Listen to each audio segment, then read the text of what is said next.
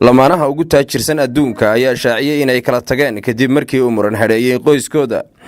Jeff Bezos oo ah madaxa shirkadda qalabka elektarooniga ee Amazon iyo xaaskiisa Maxi oo muddo 25 sanadood isqabay ayaa barta Twitter-ka waxa ay ku baahiyeen in gabi ahaanba ay soo gabagabeeyeen xiriirkoodii wada noolaanshaha muddo 25 sanadood ay sheegeen inuu ahaa guur farxad ku dheehan tahay. Master Bezos oo 54 jir ah oo asaasay Amazon ayaa la aqoonsan yahay inuu noqday qofka ugu maalqabeensan caalamka sida laga soo xigtay shirkadda qiimaysa hantida shakhsiyaadka bilyaneerka ah ee dunida oo lagu magacaabo Bloomberg Billionaire Index.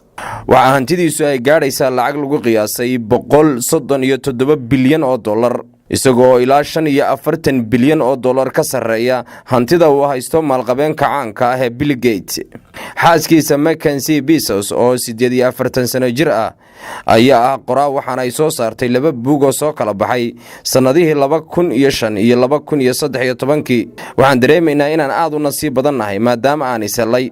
waxaan ku faraxsanahay inaan lamaane ahayn sanad kasta oo ka mid ah muddadaasi ka soo wareegtay xilligaan isguursanay ayaa lagu yiri bayaan ka soo baxay lamaanahan oo lagu baahiyay barta Twitter-ka. waxa kale oo lagu daray haddii aan ogaan lahayn in aan kala tagi doono 25 sanadood kadib guurkeena oo dhan waanu soo bilaabi lahayn mar kale. waxaan isla soo wadaagnay nolol aad u qurux badan. waxaan hadda aragnaa inuu naga horeeyo mustaqbal wanaagsan waalid iyo saaxiibo ahaanba.